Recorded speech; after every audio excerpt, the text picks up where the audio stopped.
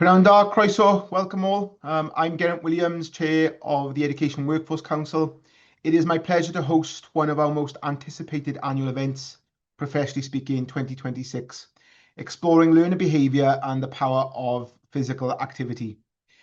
Behaviour remains a topic that is consistently tests educators' resilience and creativity.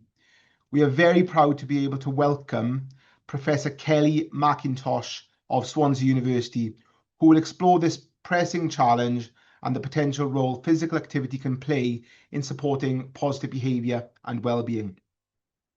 Now, before we start, we've just got a few housekeeping items before we kick things off. I ask that all cameras and microphones will be turned off for participants during the event, for the duration of this event.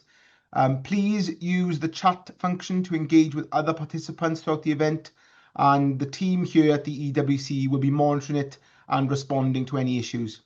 If you need any IT help, please look for EWC staff with IT names in the chat on the side. If you lose connection to the event at any time, you can just rejoin with the original link and you should be able to come straight back in. Please use the Q&A function to ask any questions to Kelly, and our staff will be collecting them ready for a Q&A at the end, which I'll be chairing.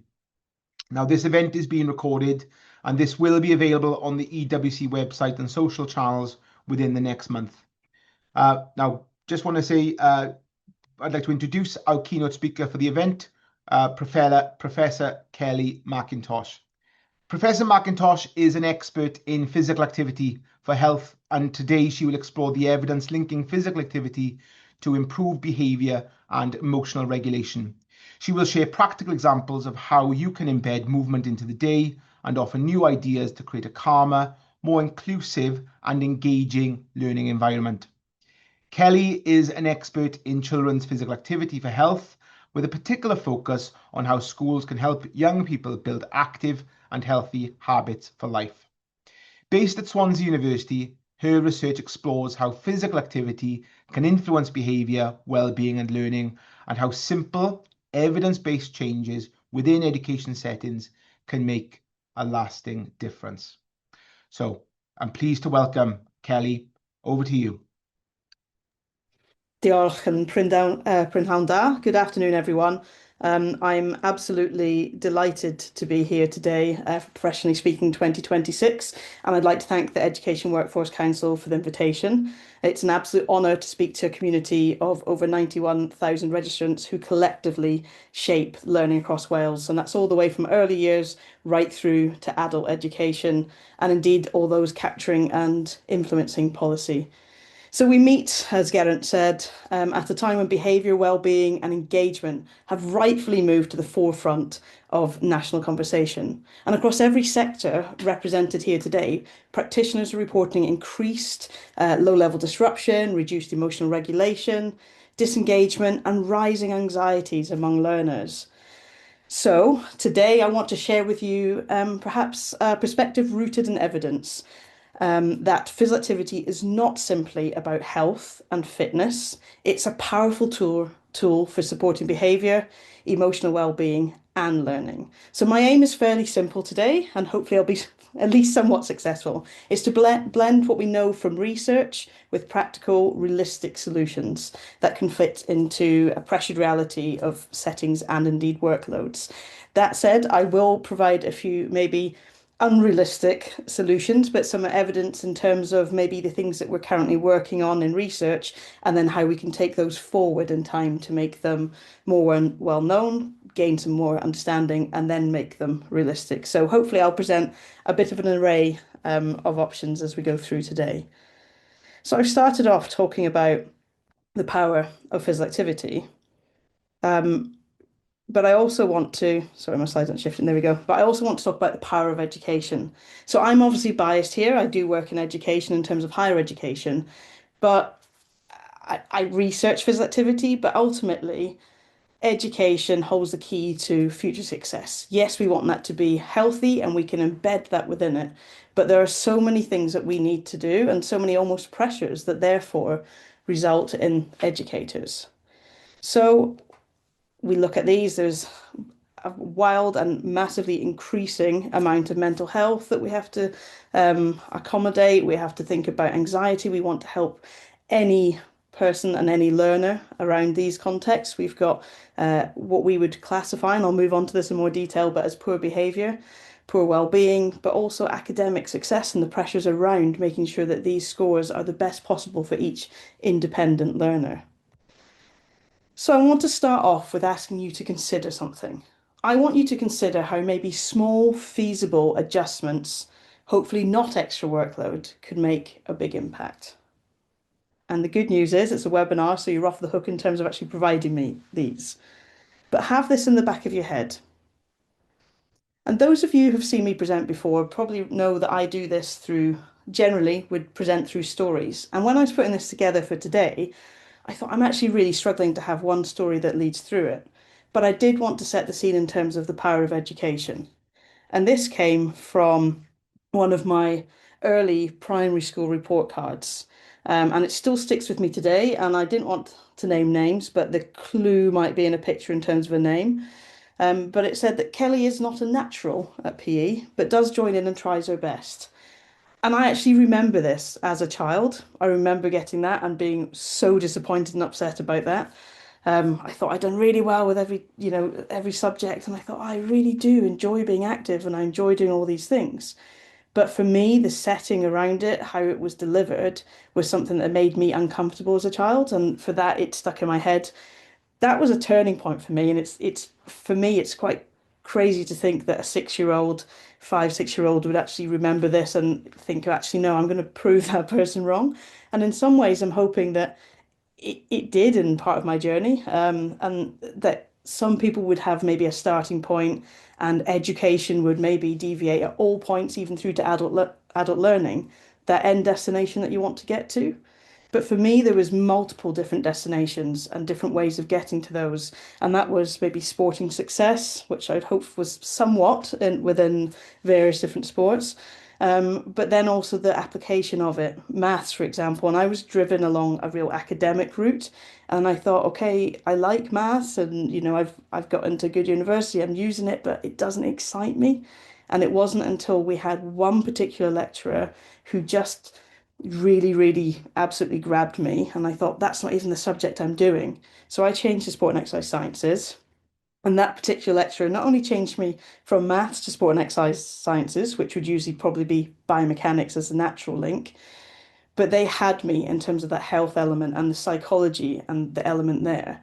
And that for me is making sure that we have these key educators that just do that for each individual. And hopefully, I can give some options of maybe being able to do that more so by controlling different elements of behavior, but also maybe just instilling that passion and doing things in a more fun and engaging way.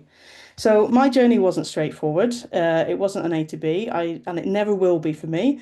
I enjoy doing too many things and I like the variety. So mine looks a little bit more like the London Tube map, and some of them do have an end point and then they go no further, but others then form an overall part of a picture. So today I'm going to present one part of a bigger picture, and I hope you'll embark on that journey for me. So before I start, I'll ask, are you sitting comfortably? And the question really should be, should you be? If we think about physical activity and health, we talk about sedentary behaviour, physical inactivity, physical activity, and these words are thrown around everywhere. Now, what we really want is people just to move as much as possible throughout the day. For those of you who might have a bit of a background, we talk about metabolic equivalence. If we are simply existing, we expend what we call one metabolic equivalent. So that's how much it takes us for our metabolic processes to work, and doing nothing, simply existing. And anything multiplied by that is, say, for example, 3 mets is 3 times the energy it takes to simply exist. What we want to do is move out of a sedentary zone, which is classed as up to kind of 1.5 mets, move into light, and we really want to try and increase that to moderate to vigorous physical activity.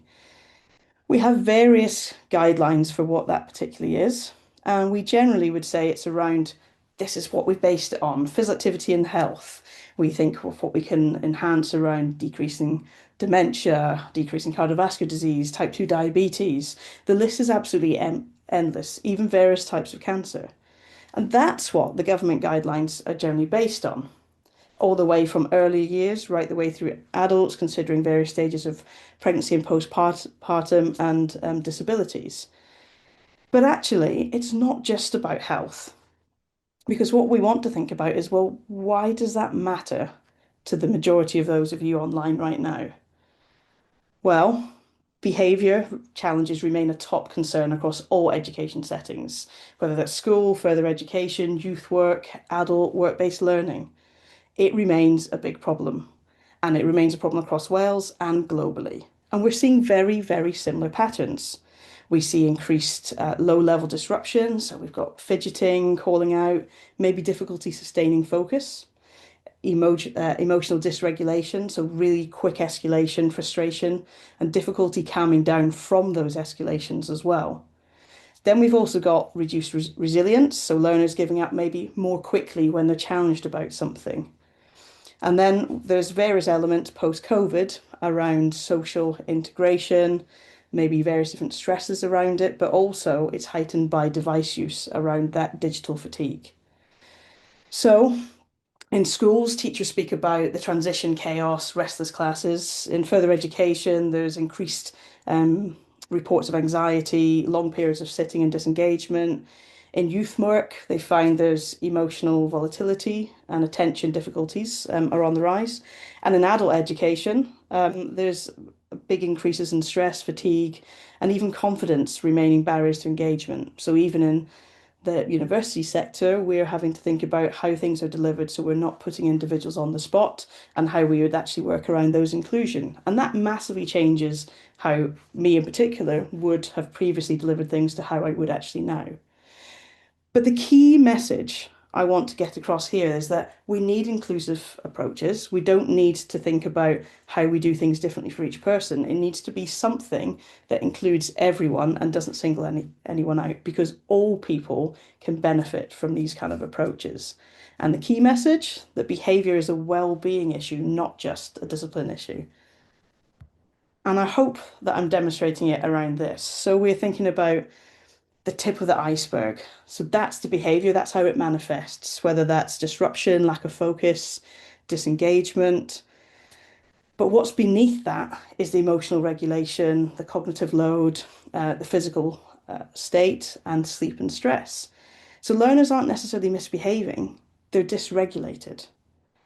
So I like to think about behavior as a barometer. So if you're calm, we can gain the focus all the way through to dysregulating, very agitated, and therefore gain the focus, and therefore keeping learners on task, but also getting the best out of them is going to be substantially reduced. So I put it out there that physical activity is a behavior and well-being regulator. There is a lot of evidence, and I will come on to this in the next slide, but there's a lot of evidence around showing that physical activity can lead to better sleep. It can enhance healthy habits overall, but better sleep can lead to better cognitive function, a positive mood, and relief stress. So for me, physical activity is not an optional extra. It's a core component of behaviour supportive learning environments. And as a parent, and I would say fairly recent, but I have a 2 and a 4-year-old, so I'm only at the start of the preschool journey within the local school. But even as that, and seeing someone who's worked in numerous schools across the years, one of the biggest frustrations for me is that the second that something needs to go in, it's a case of PE's cancelled this week. And I actually don't have any issues with PE per se being cancelled because we need the school hall, but it's how do we then integrate movement throughout other ways so it's not displaced. So I want to briefly go across throughout the evidence, but probably spend more of the time thinking around potential solutions and addressing this. When we think about the evidence, I've tried to break this down to 4 key elements. We've got the physiological mechanisms, the psychological mechanisms, educational outcomes, and then the developmental relevance. So we've shown that physical activity improves executive function. So things such as attention, inhibitory control, the working memory. Movement has been shown to increase dopamine, serotonin, norepinephrine, so all these neurochemicals that are linked to mood and focus. And then even more so, physical activity has been shown to enhance sleep, and then sleep has been shown then to enhance behavior. But also, sleep and physical activity are bidirectional. So if you enhance physical activity, you're more likely to sleep better. And if you sleep better, you've got more energy available to then be more physically active. So almost getting that right in the first place can then link into all the other physiological processes around it. When we think about the psychological mechanisms, the key things are reducing anxiety and stress, and it can almost act as an emotional reset. Physical activity is also key for self-efficacy. So whenever we're developing interventions to try and get anyone across the lifespan to be more physically active, self-efficacy is one of the key things that we consider in terms of a theory. And if we can get people to have that increased sense of belonging and autonomy, then we're more likely to get them to be more active. But more so, we're more likely to get them to have them engaging and being on task as well. So movement breaks, which I'll talk about in a couple of minutes, can really improve on-task behavior significantly. In terms of educational outcomes, active lessons have been shown to improve engagement and academic performance. And in fact, short bursts of physical activity have been shown to improve the time on task by 20 to 60%. So physically active learners show improved emotional regulation and social interaction, which can then lead on to the more positive academic outcomes.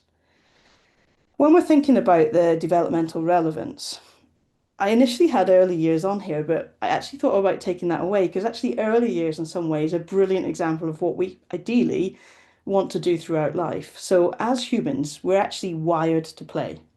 So when we go into the early years and there's play-based learning, we go in and I love it. I work in higher education, but I love going in and doing play-based learning because it's just fun and you're learning throughout it, you're exploring ideas, you're being active at the same time. There's times to step away as well and then engage. So in some ways, it's almost a shame that this play-based learning is dropped so quickly and taken forward. And it's really hard for us as adults to integrate it. I try and do some things in some of my workshops as well with adult learners, and I usually get, especially with maybe young adults, I get challenged on, oh, why are we doing this? Why are we doing this? And then by the end of it, it's like, oh, no, no, miss, can we just have 5 more minutes to finish this, please? So in some ways, if we break down the traditional barriers of how we learn, then we could have maybe more positive outcomes. And it allows us to explore things for additional learning needs as well. So sensory regulation through movement can really, really improve calmness and focus.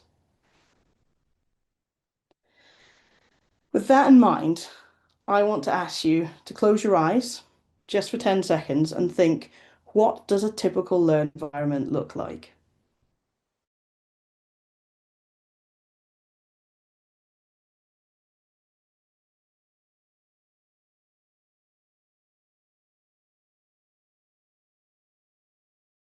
Where it's harder doing things online, but I wonder if anyone looked like this. Online learning, where most people would probably be seated, a typical classroom setting with seats, a lecture whereby I'm very active and I use my hands and I throw them everywhere, as you'll probably see, and I'm usually pacing up and around the lecture theatre. But the students, until they get into my module, are generally sedentary. So how can we actually challenge this? Now, the problem in general that we tend to have is that we find the problem and we struggle with solutions. And I often say to any of my students, at some point, this is generally related to doing research and projects, at some point, you're going to mess up. And I have no problem whatsoever with you coming to me with that. So come to me at any time with problems, but never come to me without possible solutions. And I'm hoping I won't do that today with you. So, yes, in particular situations, we can problem solve and we can find that missing piece to make that work. But realistically, going forward, I want to present a toolkit, or we want to have that interaction where we can give individual learners the toolkit to know when they need to regulate themselves and when they need movement breaks. So there's a lot of times where people have been told to sit down and be still, or focus, but actually giving that little bit for a movement break and allowing movement to then come back and focus could actually save a lot more time and get that increased and enhanced focus. So movement supports that sensory regulation and it's crucial for neurodivergent learners. Quiet, slow movement is as important as high energy activity. It doesn't need to be a case of we're taking this out, we're going to do highly physically active PE, for example. It could be various different adaptations for different learners with health conditions, but we can also tackle inequalities by accessing movement and integrating it within, for example, a classroom or a lecture theatre environment, so we can really narrow those well-being gaps. In this case, isn't it just a simple solution? We move more, we sit less. Well, if it was that easy, I'd probably do myself out of an entire career. Um, but we can think about ways that we can break this down. And I'll talk about each of these in turn, and then hopefully offer you some examples of what we do within these. So the broad areas, and again, I have given you my background. I do work across completely across various different populations, across all stages and career stages, but also clinical populations as well. But my bias is very much towards primary and some secondary school children. So my examples and my infographics are probably biased towards that element, but there are certainly things that we can apply across. So physically active lessons, where we learn through movement. I very much do this in higher education. Extended breaks in the school context would be playtimes, but we can very much have that. I give students specific breaks and I even give them tasks within it so they're having to go off and walk and come back, and give them that active time. Micro breaks, so quick, short, sharp breaks within sessions, and then also outdoor learning. So thinking about how we can adapt what we do to a different environment, such as things as forest schools. Now, usually at this point, and it's hard to see when I've got no facial expressions coming back, but I can just see it's like time. Where does this come from? You're asking me, if I go back, you're asking me to think about physically active lessons. I've got to prepare those. Okay, breaks and play, that's taking time away from the curriculum. Micro breaks, that's another kind of added thing and transitions within a lesson. Outdoor learning, okay, where does that come and where do we substitute it from it? What we really want to do is actually integrate everything within the curriculum. And the key thing is that even when we take time away, so for example, an extended break time, or when we take time away by doing micro breaks or additional movement between tasks or lessons or lectures, etc., then the key element and the key thing I can take away from evidence-based research is that there's no evidence of detrimental impact on academic learning. That said, there are things that are more successful and maybe need more preparation time. But the key thing is there's no detrimental effect to learning, even when we do integrate that, and we can enhance the behaviour through it. So if we first of all think about physically active lessons, well, what is it? It's teaching the academic content, so sticking with the curriculum, but through movement. So it's doing things outside. I've given examples here, such as the number lines, but it's thinking about how we integrate key things with learning. So it's can we think about what a correct answer is? Could we move? It doesn't even need to be high end. I will show maybe slightly more high end examples, but it can be as simple as here's some problems with bean bags and where we'd actually move them to and which hoop and which colours, etc. What we generally find with this is there's more on-task behaviour. There's much higher enjoyment and engagement, and it can build a lot of confidence in learners. In terms of the academic impact, there tends to be consistent gains in maths, spelling, and vocabulary, although it does tend to be small, but it's still showing that there are gains compared to a traditional class-based learning. And overall, there's no loss of learning time because you're embedding the movement within it. And it strengthens in general the overall conceptual understanding, which means it's more embedded in them for then taking that further forwards. Physiologically, what's the mechanism behind it or the psychological mechanism behind it? Well, it's embodied cognition. So it deepens the learning. It supports the working memory and inhibition around it, but it also boosts alertness and readiness to learn.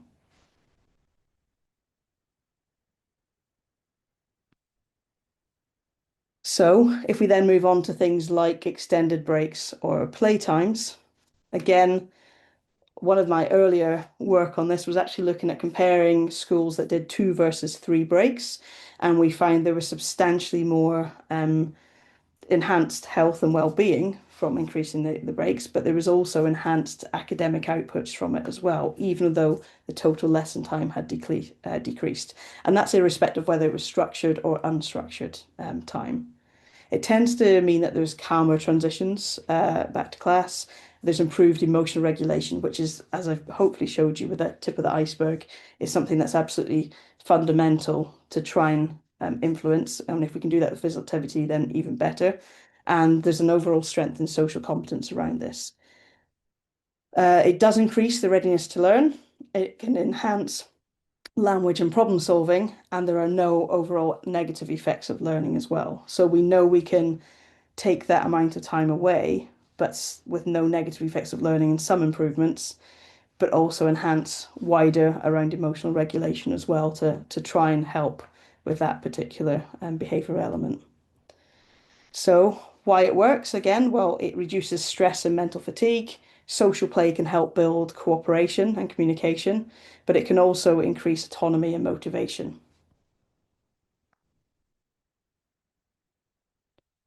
When we think about outdoor learning, the immediate one that probably comes to mind is around forest schools. But essentially, it can be curriculum or play-based learning outdoors.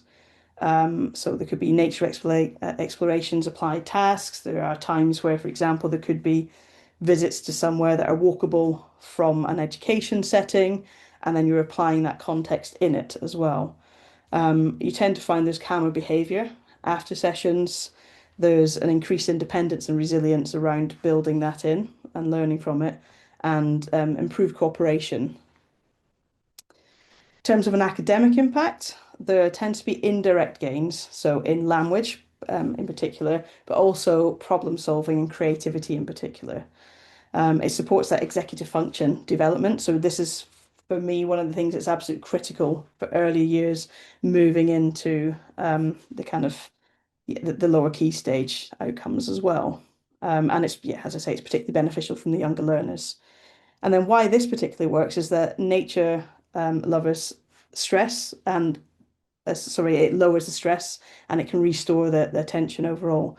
But it also allows complex tasks to build in planning and decision making and problem solve in wider groups and gives that hands-on learning in which therefore hopefully and I hope this principle generally works because it's the one that I tend to go off, but when we have the lived experiences or even anecdotes that people can relate to, it tends to be something that it's more relatable and memorable for them as well. And then finally, and again, I've got an example of this is micro breaks. So those real short movement breaks within or between lessons or lectures or sessions on even tasks. So the interesting thing on this one is when we look at the definition of a micro break, it says 5 to 10 minutes, and I challenge that because we've done things with high intensity interval training or even 30 to 60 second almost full bursts of activity. And we know from a physiological perspective that that can have big improvements, even from health. But that's just enough almost to reset. So it doesn't need to be long. But if it is a little bit longer, then it acts as that kind of hybrid in some ways between that micro break and then that extended kind of break time. Um, and then when we think about the behavior and attention, it gives those strong acute improvements in focus. So right now, if there's ever kind of bits you think, okay, there's losing focus, almost just taking that short amount of time out to do those movement bursts and then refocus, you'll find that you get that acute response in it. And hopefully it will reduce the restlessness and disruption. Because, as I say, those with reduced emotional regulation, once we've lost that, it's then really hard to then particularly regain and get that back on track. And unfortunately, when you've got larger amounts of learners in a particular room or in a session, then you've got to think about where the focus is actually overall. Is it on that learner or wider? And if we do this as a class, it takes that individual response away from it. Generally neutral to small positive effects. it's got immediate boost for maths fluency and also processing speed. So that could be something that can really regain the focus instantly. But it tends to overall increase the learning efficiency across the day. And again, this is due to just that arousal and cognitive readiness from those sudden increases in adrenaline. But it also acts as a reset between tasks, and it can almost give a clear distinction between now we're moving on to this, etc. And a key thing, it enhances mood and motivation. Okay, now there are so many examples, and I struggled. I was initially looking across the overall spectrum, and then I just wanted to give examples that maybe I'd been involved in to some extent a little bit more so I could talk about how we got to that point and give a little bit more context around the research, and then maybe in the questions I can give, depending on what comes up or any discussion points, could give more practical information for what you can do basically tomorrow versus what we could do in the long run. So one of the earlier, I guess, studies here was something called Food Dudes, and this was something that I nearly left mainstream academia for to work with in the private sector, and then thought about it a little bit more so, and actually ended up working as a consultant to do a hybrid because I felt that gave the biggest strength. But Food Dudes was built. Um, it was an enterprise that was built from Bangor University, and it was developed around key psychological principles to gain healthy eating habits and behaviors. And this was so successful that it was delivered in the USA, Italy, as well as Ireland and the UK. And it was basic principles around role modeling. And this, as you can see here, when we've got two different age groups, the role models are relevant and relative to those particular learners. But what they then wanted to do is then think about dynamic dudes. So we've done the healthy eating aspect, but actually what we really want to do is then move on to incorporating both in tandem and think about each of these characters and how they could have maybe key skills that they were building on. And this worked across from the early years up into primary, and then we're even thinking about moving into secondary years as well. So for the early years, it was looking at video modeling, so 4 interactive stories and exercise videos, but then also looking at rewards and how they can gain those particular rewards. But with the earlier years, it was more a case of just seeing how they engaged in it. So hopefully I'll give you a little bit break from me from talking and show you something that was on S4C. Sy'n cynnwys cymeriadau o stori. Rhaid i'r plant dynwared symudiadau y cymeriadau ar y sgrin ac felly maent yn gwneud ymarfer corff. Maent yn gwisgo tabad arbennig sy'n cynnwys dyfais sy'n mesur actifedd y plant. Mae'r plant i weld yn mwynhau gwneud yr ymarfer corff.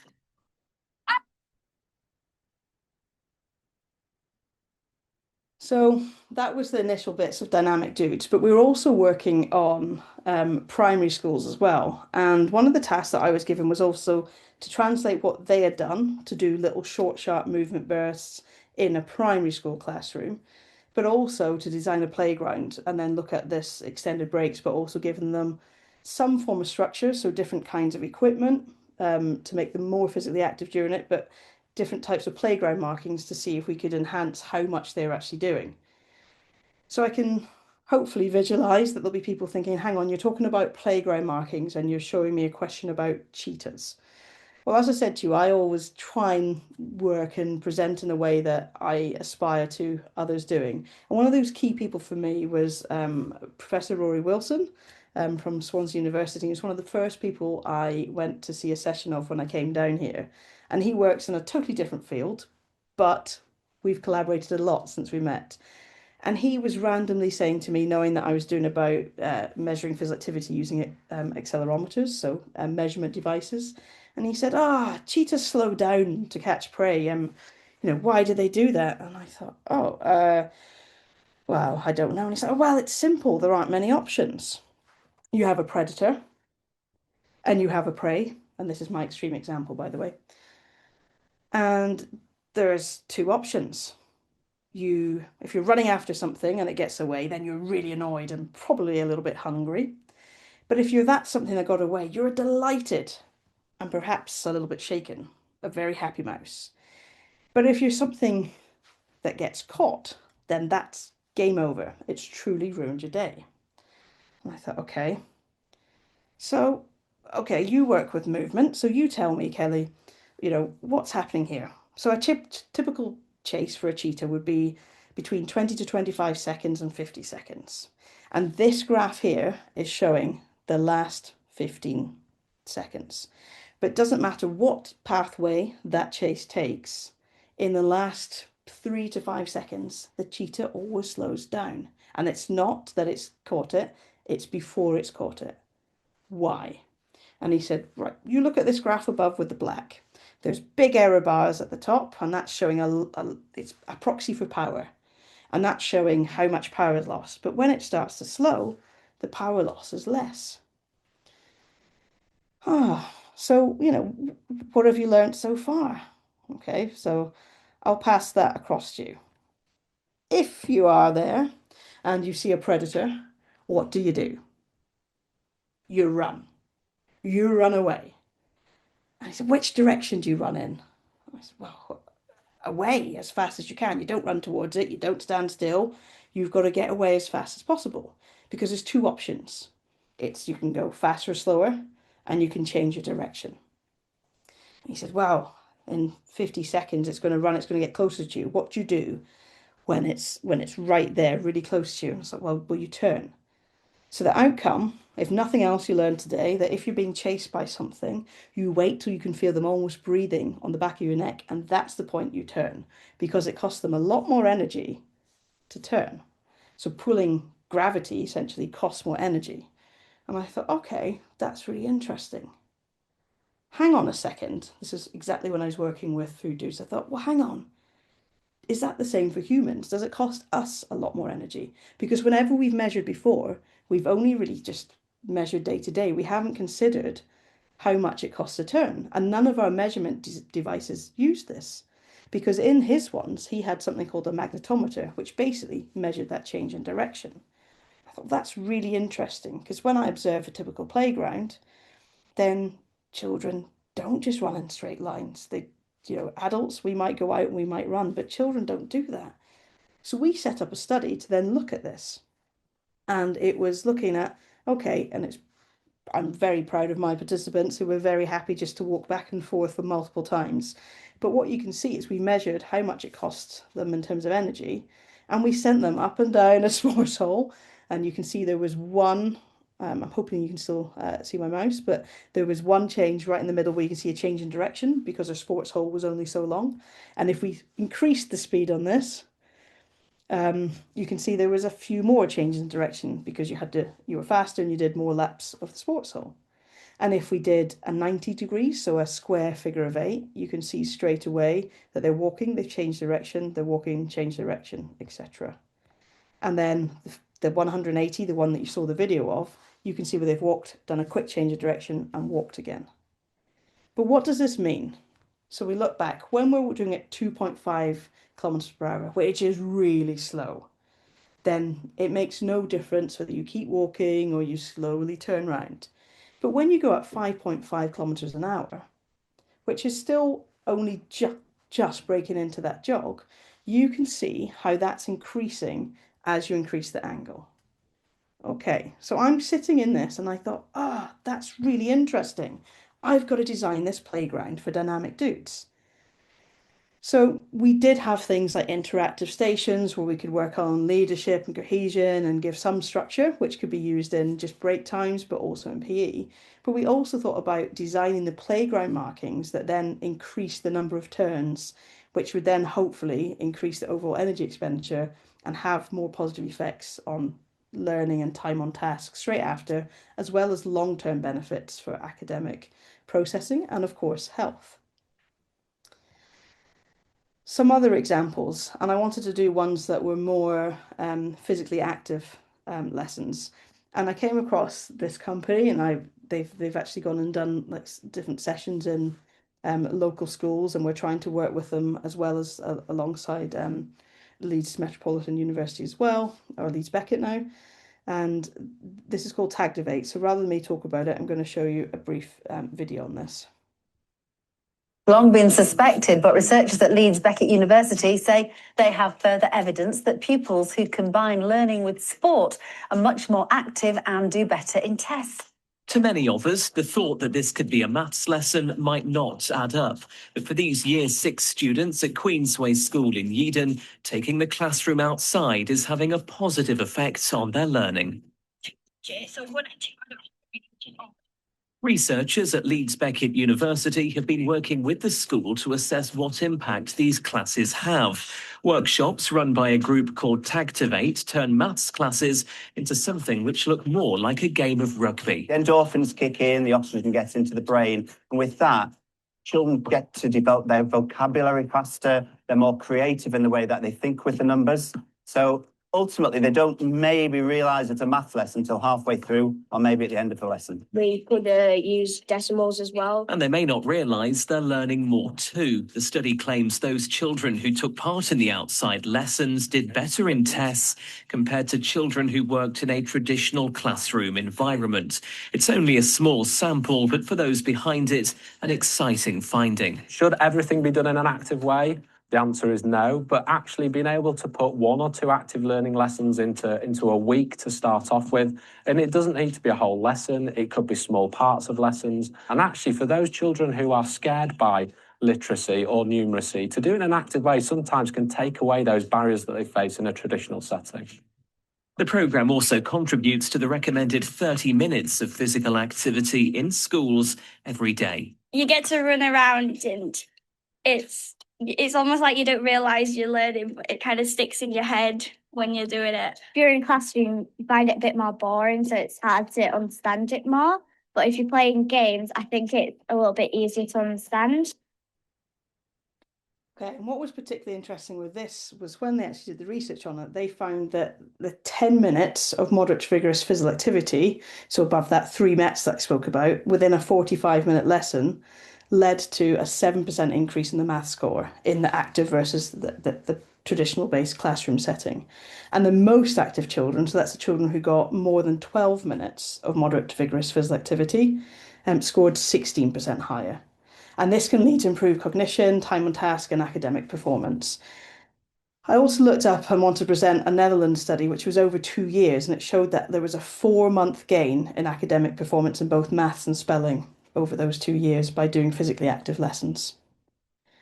Another way, and one example, was immersive storytelling. And this one was particularly interesting because you'll hopefully see in the video I'm just about to show you, but the children almost step into it. So just having that inclusive headphones, and they were tailored for those who are hard of hearing and had hearing aids as well. It was just a really interesting way of showing that.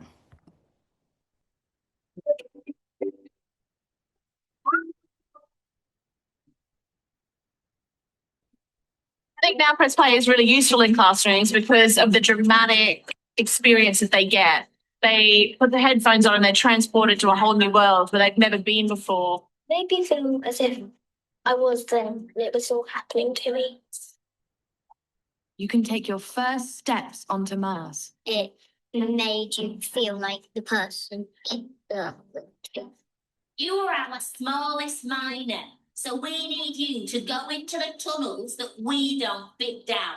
Now Press Play can help out at schools across a wide variety of topics. It's a wonderful idea to extend children's experiences. We're going to learn the sun god Ra. Draw the head of a falcon and above it, the sun. They can then draw on that in the discussions to be much more confident, and in their writing it really comes through as well.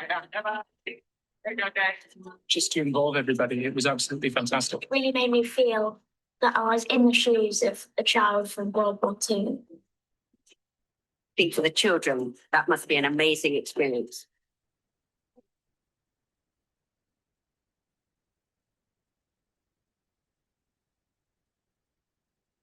Okay, so I wanted to talk about a little bit about technology. So technology is very much friend or foe.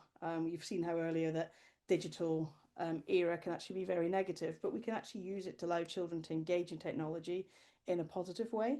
And one of the earlier work that I did on this in a primary school was actually talking to the children and asking them what they wanted, and they wanted a secret mission.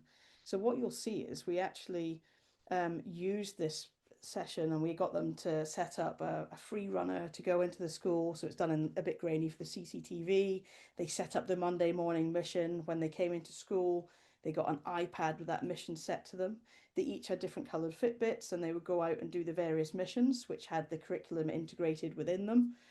When they came back into the classroom, if they're on the blue team, that would sync up to the LED strips going around the classroom through the school's Wi-Fi system, and it would demonstrate that how long that blue strip was how long they'd been physically active for, and how fast it flashed was how intense it was.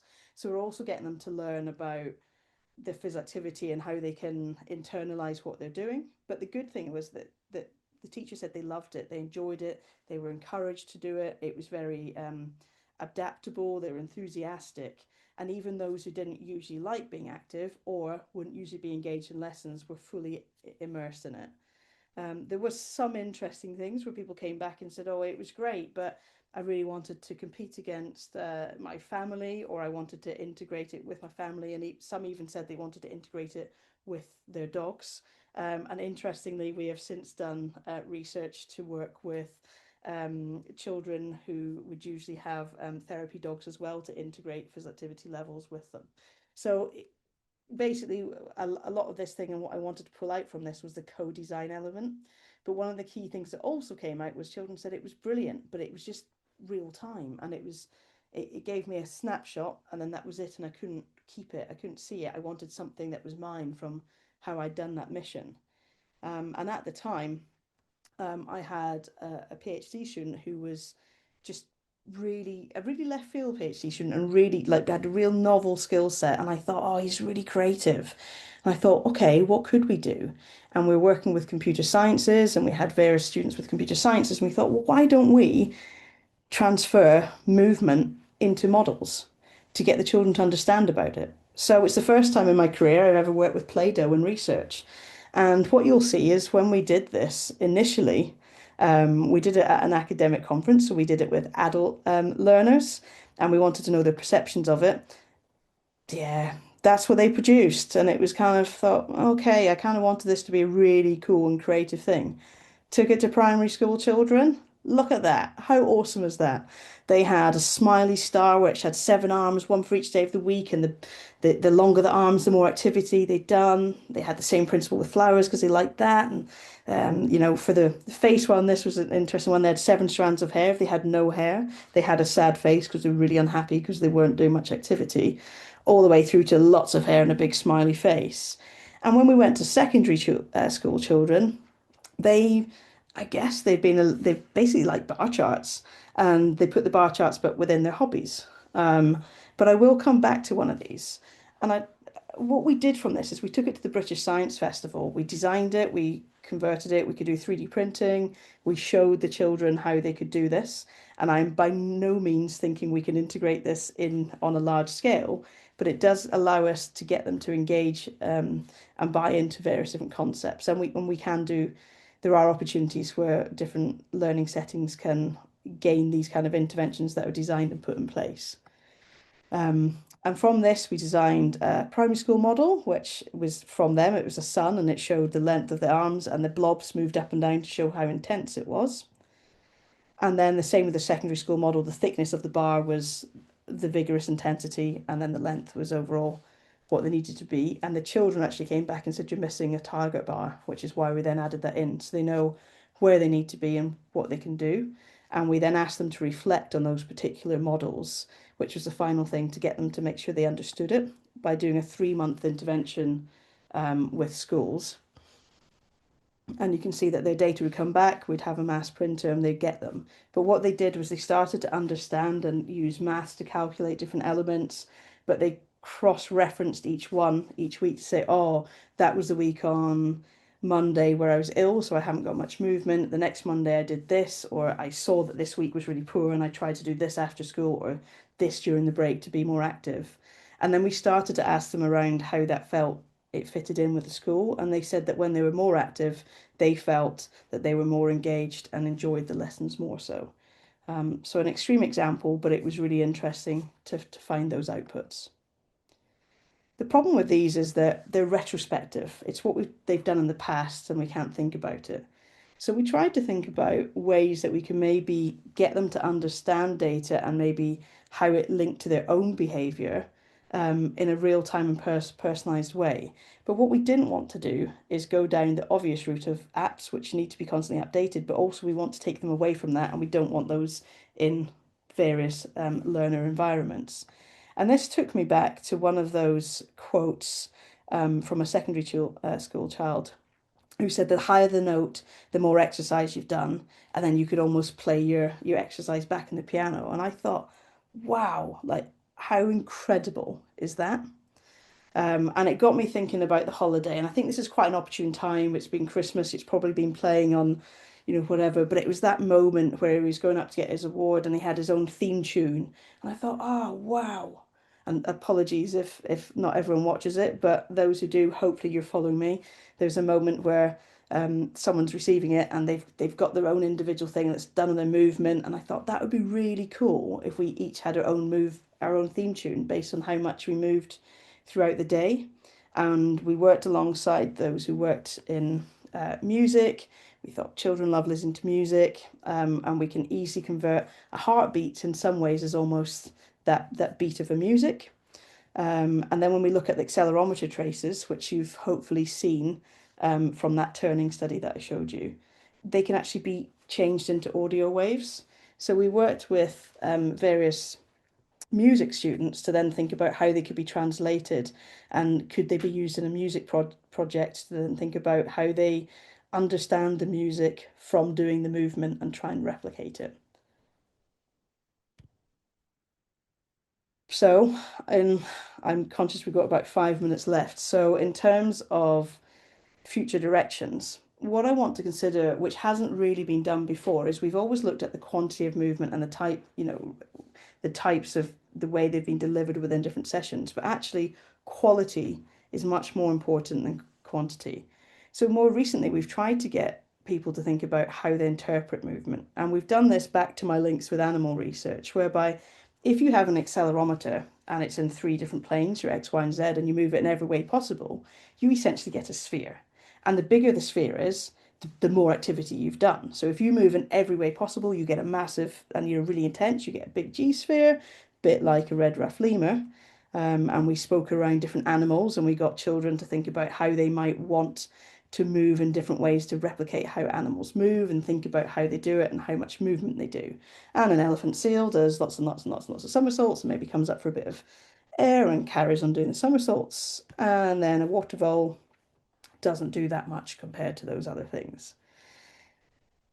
We can then link this in with things like a PE curriculum. So they're learning in terms of getting some visualizations. We can link in with maths and computer sciences. To give them an example of here, which is a basketball free throw, where you can see the bluey kind of coloured is that supporting arm. And then almost the rainbow kind of one is that throw that's been pushing through. So going forwards, what is important for me is that we also want to build up physical literacy, and that's key from early years to then embed right the way through life, especially as adult learners, where you need to have that competence to then engage in these kind of physically active sessions. And for me, it's the competence of things and something called fundamental movement skills that we want to embed from the offset. And most recent work, we've looked to see not only how competent children are, because we're finding that over decades, the competency of key skills are reducing decade on decade. And what this tells us is that we can actually see the successful. So this, almost the wider bands of purple, is basically what would be classified as a successful throw. And you can have different trajectories within it. But when you then fall out of that band, you'll see what's a poor throw. So the green is a successful throw, and then you can see something breaking down that would say it was a poor throw, which is in that figure B, you can see they're falling outside of the band. But it also gives us information for how to improve it, which would then help gain these key skills going forward. What we do appreciate is that different learning settings, and especially when we're looking at this early setting, haven't got the capacity to necessarily measure these kind of skills and think about it, to then know what's best in terms of movement breaks and competencies that are relevant to those learners. So one thing that we started during COVID was actually thinking about, well, how did COVID and the change in that learning environment affect movement? Who did it affect the most and how? So we did this through accelerometers being posted to 800 children across all of Wales, categorised by age, sex and socioeconomic status. And obviously upon the return to school, we then looked to see what the differences were in terms of well-being and behaviour, and also physical activity levels. But going forwards, we want to make this more of a fun and engaged process and try and do this across an entire school setting. So we are framing this in terms of school fitness fun days, where we do physical activity measurement, surveys, obstacle courses, which we're actually then looking at the fundamental movement skills, health and well-being score, but also looking at behaviour to then see what packages we can provide each individual school in this context, but we can obviously look wider as well. What would be the best ways to instill the movement to maximise reduce the behaviour and maximise learning outputs in that particular setting for those particular children. And then I just want to finally say that a lot of this work that we're doing, so we can, well, we've set up as a co-director the Wales Institute of Physical Activity, Health and Sport, and this is a network of all higher education institutes in Wales that would respond to any physical activity and health or sport questions. So if there are anyone who's listening or even wider that wanted to gain support or suggestions for what would be the best thing we could do, or what could I actually just drag and drop into my school tomorrow to make a difference, then we can certainly look at ways to support that and disseminate information. So that leaves me hopefully with one thing to say, which is, come on, let's do this. And diolch. Thank you very much for listening. Diolch, Kelly. A really fascinating presentation and much food for thought for educators across Wales. I think it really does challenge us to think differently and creatively about, in ways to bring physical activity into our pedagogical practice. And I can see some educators in the chat sharing some really good ideas too. I'm a science teacher, and I could see someone write something about using it as a way to using the model and idea that you put forward in the lock and key theory in biology. So it was really fascinating to see that. So thank you so much. Okay, your questions have been coming in, and we're going to jump straight to Q&A because we've got 30 minutes left. And I just want to thank Kelly again for finishing spot on time so we can get as many questions in as possible. If you do have any questions, please do just type them in the Q&A or chat, and then EWC will be passing them on to me then to ask. So the first question is from Trudy, and she asks, do you have any tips or suggestions on how to conduct activities outdoors in winter months? Anything to encourage learners to want to be outside? Thank you. That's always a really interesting question. And I always say the weather's never a barrier, it's inappropriate clothing.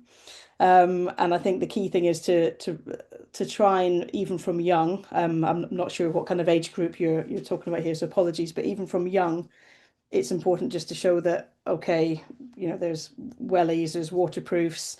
Okay, yes, it takes an extra minute to put them on and come back in, but actually it's not a barrier. It can be fun. What kind of things can change in that particular environment? We do have to be mindful. We're in a very kind of health and safety conscious climate now. There are things where, I get stories where it used to be, oh, back in my day when we used to go out and we'd be out for a day, we didn't have mobile phones, but we'd always come home, we'd be safe. And things have changed, and we do need to be mindful of that. But I think unless we give children ownership of that young within certain parameters, they're not going to gain those skills to actually keep themselves safe and be aware of different situations.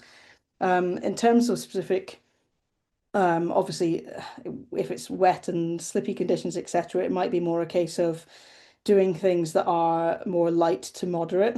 So, are there different things?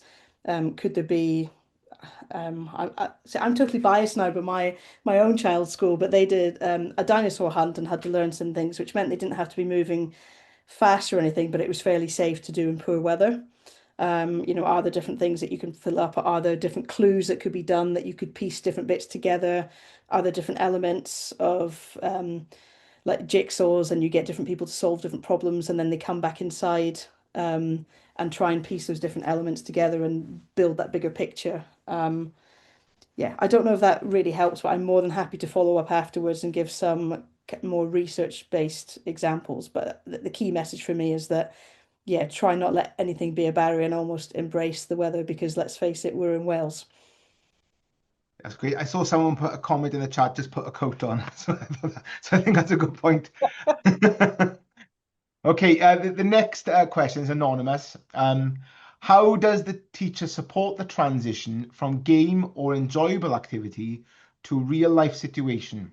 For example, in a workplace learning environment where physical activity is not enjoyable, how do practitioners build resilience at an early age to prepare youngsters for these type of activities? So resilience around the physical activity, I'm guessing. Yeah. Around gaming. So for me, that's very much the fundamental movement skills, that physical literacy from young is key. So that's why I was almost wanted to get, I feel in some ways maybe I went a little bit off piece towards the end of the presentation, but I wanted to give a little bit more context around the types of movement, not just the quantity and when they're being delivered. So it's building in the overall quality. And when we have, there's a whole model around this and the youth physical activity promotion model. And when we get beyond a certain point, it becomes really hard to learn new skills. If you think about us as an adult and we're asked to do something in front of others that we don't feel comfortable with, it's something that we've actually learned poor behaviors or a poor way of executing. It's really hard to unlearn that. Whereas if you ask maybe a really young child to do something, there's almost no inhibitions. And that's the key point that ideally you want to do it. I appreciate that you've got people online now that are probably thinking, well, hang on, yes, but I'm not working on that age group. So basically, you've got to work with the card you're dealt. So it's about at key points, can you do things to I'm going to give a food as example here. So like when we want people to eat healthy foods and there's a case of there's something in it that says I'm not eating that, you can hide it in certain things. So there's two options. You hide you hide the curriculum in some ways and the learning elements within physical activity, or for others, it's that actually you're hiding the fact that they're learning with physical activity. Great, thank you. I got a bit of a provocative question from Michelle. How do we get schools to think more like this? Oh, that's my career, isn't it? It's it's a really tough one. What I've personally found is that there's usually a key gatekeeper, and it's not always the head teacher, because if you get the head teacher that's on board, then it's absolutely brilliant. It's a game changer. But there's usually one person who's on board and passionate, and it's like for me personally, it's trying to find that person, or if you are that person, then brilliant. I love you already. But yeah, it's trying to find who would be the key people that would support it. Is what is the resistance? Is it a case of okay, we're already doing this, and this. We've got to meet. There's drama, there's theatre, there's all these different things to meet. Is it a case that evidence is needed? Because that's something that we could do from Whippus. Um, you know, in some ways, I actually put the question back because if you can tell me what the resistance is in different schools or different education learnings, then that's brilliant because it allows us to go, right, what resource do you need? What information do you need? Is that like a 30-second, because nobody wants to read like 20 pages of research. Is it a one pager? Is it linking in with some, obviously in a dream, we link in with the policy elements to make sure these key things are across. Is it a 30-second kind of infographic video? Like what is it that's needed and what information and who does that need to go to and how best to disseminate that? But yeah, I don't know if I've just put that question back there, but it's $1 million question, isn't it? Yeah, I think you're right. There was another comment. It's a comment but question. I'm not quite sure. Joe, she asked, how many of you in primary school do the daily mile? She says that it's fundamental to regulation of emotions and behavior in my class. I think it's also selling the benefits, I think is really important. I don't know you've got any thoughts on the Daily Mile? Oh, it was one that I was like, do I put the slides in? Do I not? You know, which things do you put in? And the Daily Mile for me it's a really interesting one because you on that you know, obviously for Joe there's the positive outcomes there, but there's also for some it's a case of is there a more enjoyable way to do this? Because I think that comes back to the previous question for if people don't enjoy activity, like is, you know, how much can we get them being active? So those who engage and want to do it, I'm just so pleased to see the positive outcomes for once they've done it. But for me, I actually like more variety. I want them to be doing different types of things, different quality of movement, and then thinking about so that if that might suit one person, you know, one child in this context, but there might be different ways to then to build it in. But yeah, I've just seen a comment come up as well, and I fully agree that the whole school integrating that social interaction is great, but there's also other things we can do on, yeah, kind of class level as well. So yeah, there's a recent paper for Anna Chalkley, who's just done some more positive things around those educational outcomes from the Daily Mile and some positive outcomes from it. So it's an interesting one because it's got a lot of mixed perceptions on it, but it certainly has been shown to be successful for what we're looking for. It's just whether schools would prefer more variety as well. Great. The next question is from Owain. He asks, in terms of engagement for all students, how do you handle situations where students have physical disabilities? Okay, in terms of, I'm assuming for students who are, in this context, we're thinking about primary or secondary school rather than adult learners. Yeah, so that's the inclusive approaches in the sense of, is there something that we can still do whereby it's, you know, for example, the Tagtivate one is very much a case of can you go and gain these tags, can you bring them back? How can we do this interaction?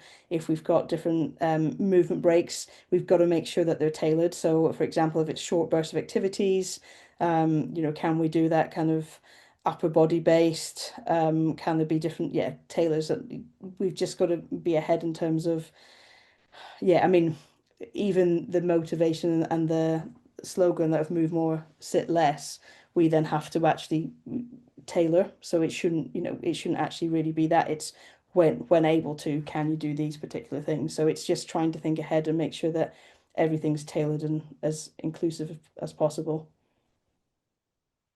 Yeah, similar to that, we had another question from Clwbiau Plant Cymru Kids Club. They asked, what common barriers do you see staff face when embedding physical activity into daily practice? And how can leaders or training officers best support them to overcome these? Well, I imagine that what you just discussed is one of the barriers that might put people off, but they should be trying to find ways around it. What are your thoughts? Yeah, I think in some ways, the more ways that barriers are reported, then the better, because that's what we then need to overcome. So we need to think about there's not sensory overload. For example, when we're looking at those with additional learning needs, it's making sure that, I think I referred to at the start of the presentation, that it's not just about high intensity movement, it's doing something to break things up, just to regulate. And what we'd need to be mindful of in different settings is that it's not just full intensity where people are almost hyperstimulated and then it's really hard to then do a transition back to something else. But for some students, they need that. So it's almost, in some ways, it's then getting to know who you have in that room, which will work the best, particularly in a primary setting, and knowing, you know, the adaptations to that as well. How we overcome particular barriers. In some ways, I was always told off by my maths teacher as well for not saying it's not trial and error, it's trial and improvement. And I think there are very, very different things to think about. It's not a one size fits all. I can deliver 4 repeat workshops and it works brilliant the first time, and the next session, which is straight on, is a total flump because you've got different people and different social cohesion and group cohesion in that, and you have to tailor it. But I think what we need to do, and I say we as the kind of more the research kind of elements, is provide toolkits. So that it's a case of, look, here's your materials, this is the kind of way you can do it, but here's your adaptations for various different situations. Yeah, great. And I'm seeing a comment here about from Abigail Thomas. She's given an example herself around providing sensory activities to ALN pupils to help them self-regulate. So it mirrors much of what you said there. Next one is from Gareth. He says, we are a small independent school for secondary age learners with additional learning needs. They're mostly social, emotional, and mental health. And our school is set around 2 indoor football pitches with approximately 50% of sport. But we do have some learners referred to us who then join who do not like sport. Any ideas? Yeah, I mean, firstly, it sounds like a great setup. But yeah, it's difficult. And I think for me, it's that hiding that it's doing gamification, and it's doing like learning activities that coincide with doing some form of movement that's not sport per se. And I think that's the key thing for us. It's making sure that we're almost like physical activity is movement, and it's integrating movement across the day, and that can be done in short bursts, low intensity, different kind of as we've spoken about, different sensory activities. And for some it's brilliant because sport is fantastic, but that's what we call a subcomponent of physical activity. So it's just trying to almost do that first step first. And that's a very bad example or phrase in this context, but it's almost trying to make sure that we get that underpinned initially and then hope that in time that stimulates more competence and able to move into that next sporting phase. But if it doesn't, that's, people are people and they're not always going to enjoy it. But if we can just get to move in some way more so and integrate it, then that would be, the best we can do in that situation. Great. We've got a question from Nayaz. Which activities work best to help ALN learners in year 3 focus and enjoy learning around that age? Yeah, usually that's a great age to work with. Usually it would be almost like the real movement breaks and the movement bursts, because doing those short things to then refocus would be really important. There's some, if we're thinking about ADHD, for example, then actually those high intensity bursts are actually really important. You'll probably see increased kind of fidgeting and like lack of focus, and then doing those short bursts. I'm hoping even just after that you see the acute responses is what generally research is showing. If it's more ones with higher anxiety and that kind of element, then sometimes lower intensity movements, almost stretching and things could be more important. So it's again, it's a little bit tricky, but I think at year 3 we've still got that bit of embedding that real gamification before we lose that totally play-based learning.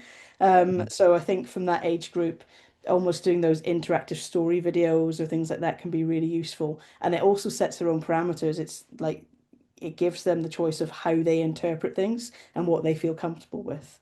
But I appreciate for like some of the examples I gave come with a cost rather than doing it, but it could just give you ideas of how we do storytelling to gamify things.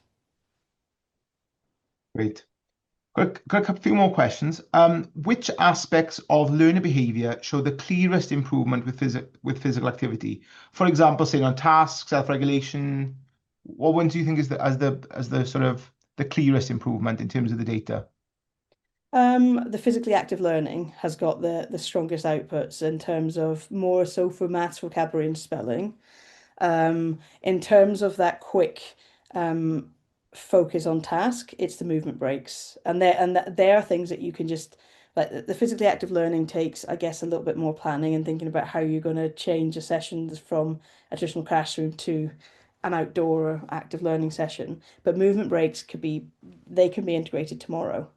And it probably just takes almost ourselves as educators to take yourself away from that awkwardness of just going, right, we're going to do this, here's our break, this is what we're doing, and back into it. But yeah, if it's time on task, then a very quick kind of gains could be those movement bursts, and then over the long term for academic learning, it tends to be things like the physically active lessons.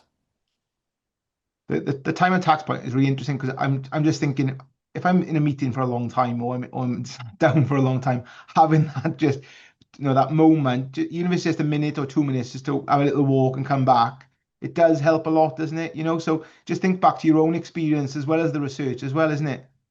It is, and it's saying generally you'd say that even adults we have 20 minutes, and after that point, then it's a case of, so I probably lost you like an hour ago now, but yeah, it's you need some things to break it up. So for me, even like if I was sitting down, my attention is just it's just totally different. So I'm a pacer. I walk around when I'm lecturing. It's just that keeps my attention. And it's just thinking about what it is, and it could just be even just moving between tables for tasks and just breaking up, sitting in one place and starting again. Yeah, it's a great idea. Is there any evidence that physical activity reduces then low-level disruption as a result of that? Yeah. So the kind of physiological process around that would generally be that when they're more on, yes, when you've done that, it almost kind of resets and it allows that cognitive functioning to enhance. And then it would then allow, then that's also linked in with emotional regulation. So if you can regulate those emotions more, so you generally find that there's less disruption.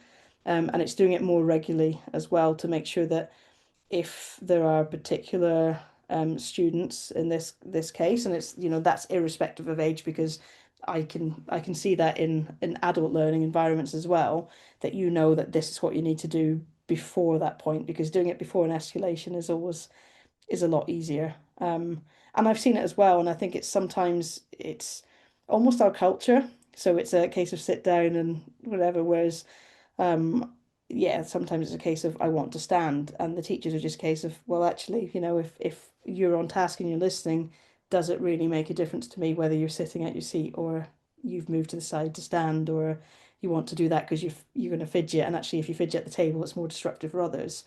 I think it's almost trying to think about that particular person. Yeah. Well, just the record, I've got my own little fidget toy here on my desk that helps me concentrate. So I know exactly what you're talking about. Well, it's the same. Yeah, I used to always think like when I got the short straw and you sat next to, I'd rather sit next to Screaming Baby than have the person that fidgets constantly. And then I'm thinking, well, think about their energy expenditure and it's what they need to do as your seat rocks. But it really is just thinking you've got to find out, and in an adult situation, and hopefully they've got what you've done, and they know that this is what we need to do. But in other situations, we've got to help them find that. We've got to help them find what it is that works for them. So thinking about that, we touched a little bit on ADHD learners and learners with autism and anxiety, another ALN. What do you think initiatives work best for particular learners? So what would you say is the best for ADHD? What's the best for autism? Can you think of any examples you could share? Um, yeah, I mean, generally what we try and think about is inclusivity. So rather than thinking about what individually works for, I mean, it depends on obviously the school setting. If we're looking at like specific schools, then that's different. But otherwise, it's a case of rather than singling them out, trying to do something that we know works across the board that can be adapted, per the person. But generally for ADHD, it's those short, sharp bursts. For autism, it depends on where they are on the spectrum as well. So if it's low level, then sometimes actually just allowing them to join in when they want to, or then making sure that there's not too much sensory overload. So the example I gave you, the immersive storytelling, has been shown to be brilliant for a lot of children with autism, because it allows them just to have the separate to listen, to be immersed, and not have it almost distracts from surroundings.